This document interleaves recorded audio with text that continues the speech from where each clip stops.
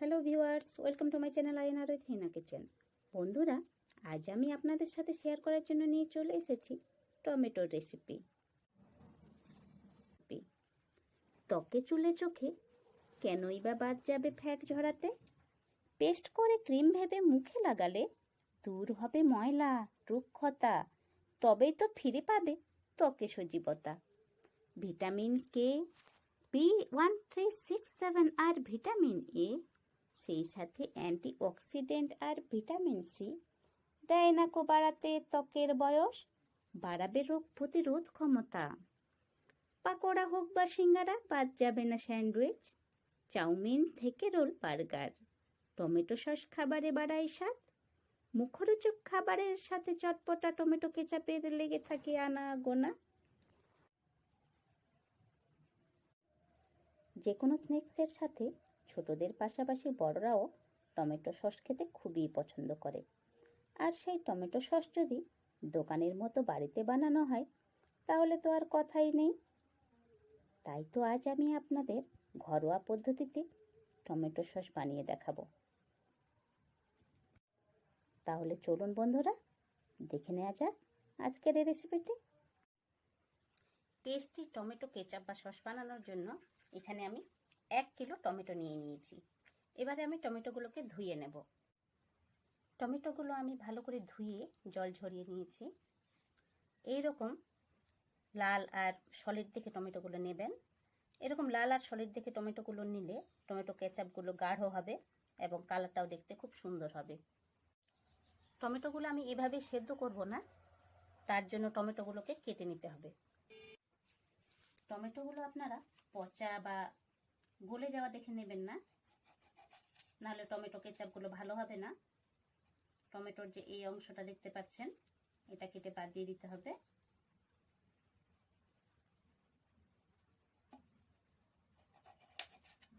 এরকম ছোট ছোট টুকরো করে টমেটোগুলোকে কেটে নিতে হবে।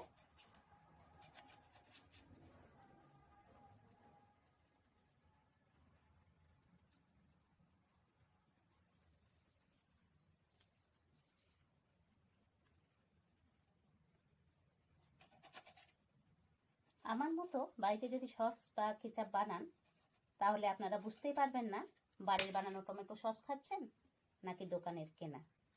আমি আজকে কোনো ফুড কালার ছাড়া আপনাদের টমেটো সস বানিয়ে দেখাবো, আর তার সাথে টমেটো সসের মধ্যে কালার আনার জন্য অনেকগুলি টিপস আপনাদের বলে দেব। তাছাড়া দোকানের কেনা টমেটো সস অনেক দিন ধরে কিভাবে সংরক্ষণ করে রাখে সেটাও আপনাদের বলে দেব। আজ আমি আপনাদের খুব সহজ পদ্ধতিতে আর কম সময়ের মধ্যে টমেটো সস কী করে বানাই সেটা দেখিয়ে দেব।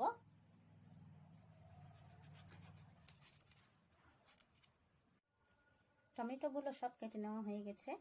এবারে আমি এখানে সিজনাল পাকা লঙ্কা নিয়ে নিয়েছি। এই পাকা লঙ্কাগুলো এখন আমি কেটে নেব। এবারে টমেটো সস বা কেচাপগুলো বানানোর জন্য এখানে আমি একটা মিডিয়াম সাইজের পেঁয়াজ নিয়ে নিয়েছি, 2টো তেজপাতা, দারচিনি 2টো টুকরো, 5টি লবঙ্গ, 8টি গোলমরিচ, আদা কুচি 3টি, আর রসুনের কোয়া নিয়েছি এখানে 11টি, আর পাকা লঙ্কা নিয়ে নিয়েছি। এবারে প্যানের মধ্যে টমেটোগুলো দিয়ে দেবো। টমেটো সসের মধ্যে টেস্ট আনার জন্য মশলাগুলো আমি দিয়ে দেবো।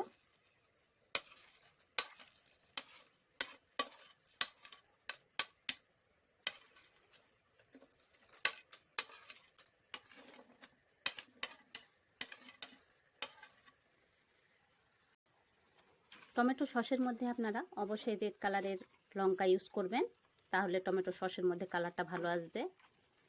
আপনারা এর মধ্যে একটি বিট টুকরো করে কেটে দিতে পারেন, তাহলেও কালার খুব সুন্দর আসে। এবার টমেটোগুলোকে 10 মিনিট ধরে মিডিয়াম ফ্লেমে রেখে কুক করে নিতে হবে।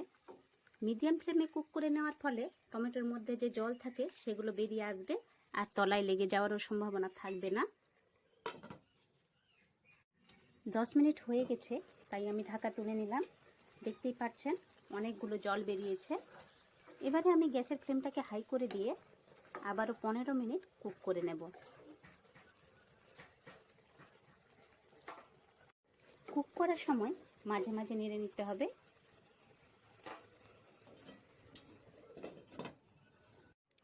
পনেরো মিনিট হয়ে গেছে।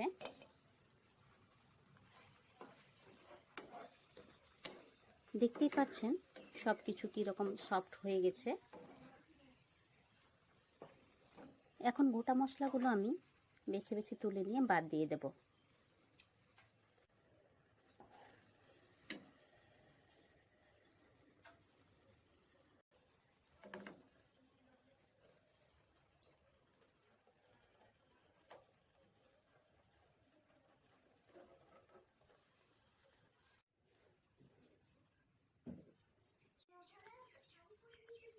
তেজপাতা, দারচিনি আর লবঙ্গগুলো আমি বেছে ফেলে দিলাম।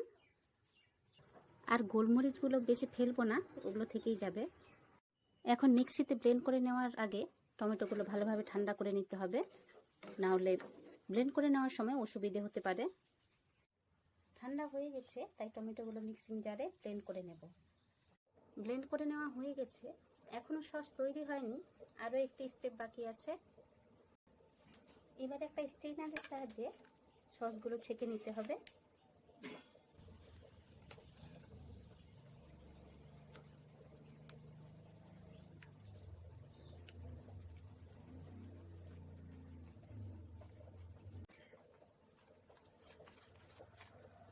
দেখতে পাচ্ছেন কতগুলো দানা ভাব বেরিয়েছে। আপনারা স্ট্রেনারের পরিবর্তে সুতির কাপড় দিয়েও ছেঁকে নিতে পারেন। প্যানের মধ্যে সসগুলো ঢেলে নিলাম। সসগুলোকে আরও বেশি টেস্টি করার জন্য সসের মধ্যে দিয়ে দিলাম 200 গ্রাম চিনি। এখানে 1 কিলো টমেটোর জন্য 200 গ্রাম চিনি যথেষ্ট। 1 চামচ লবণ।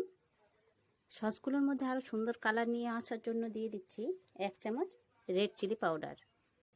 আর দিয়ে দেব 1 কাপের একটু কম সাদা ভিনিগার বা সিরকা। কেচাপের কালার ও সেলফ লাইফ বাড়ানোর জন্য সাদা ভিনিগার দেওয়াটা অত্যন্ত জরুরি। টমেটো কেচাপে আপনারা আদা রসুন পেঁয়াজ অ্যাভয়েড করতে পারবেন, তবে ভিনিগার অ্যাভয়েড করতে পারবেন না। আপনারা ভিনিগারের পরিবর্তে লেবুর রস দিতে পারবেন না। ভিনিগার সসের মধ্যে প্রিজারভেটিভের কাজ করে।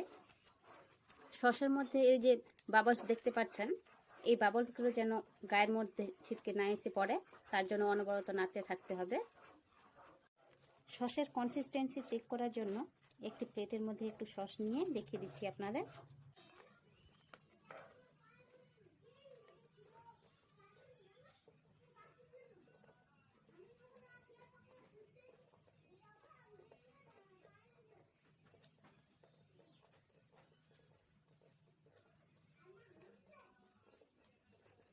দেখতে পাচ্ছেন খুব তাড়াতাড়ি গড়িয়ে পড়ছে, তার মানে সস এখনো রেডি হয়নি।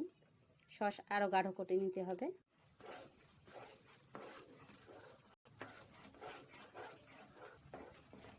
দেখতেই পাচ্ছেন সসের মধ্যে কি সুন্দর একটা কালার এসেছে। আবারও একবার সসের কনসিস্টেন্সি আপনাদের দেখিয়ে দিচ্ছি আপনাদের।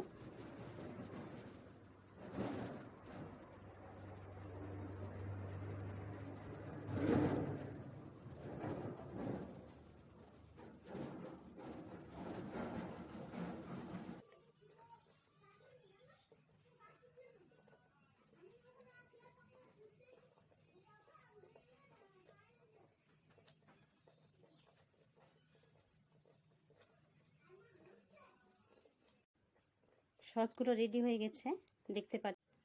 টমেটো সসগুলো ঠান্ডা হয়ে গেছে, তাই একটা কাঁচের বোতল নিয়ে নিয়েছি। বোতলের মধ্যে সসগুলো ভরে নেব। আপনারা যখন বোতলের মধ্যে সসগুলো ভরবেন, তখন অবশ্যই বোতলটা বয়েল করে নিয়ে ভালো করে জল ঝরিয়ে নেবেন, তাহলে সসগুলো অনেকদিন পর্যন্ত সংরক্ষণ করে রাখতে পারবেন। আর দোকানের মতো যদি গোটা বছর টমেটো সসগুলো আপনারা সংরক্ষণ করে রাখতে চান, দোকানের টমেটো সস গোটা বছর ধরে সংরক্ষণ করে রাখতে পারে সোডিয়াম বেনজাইট দিয়ে।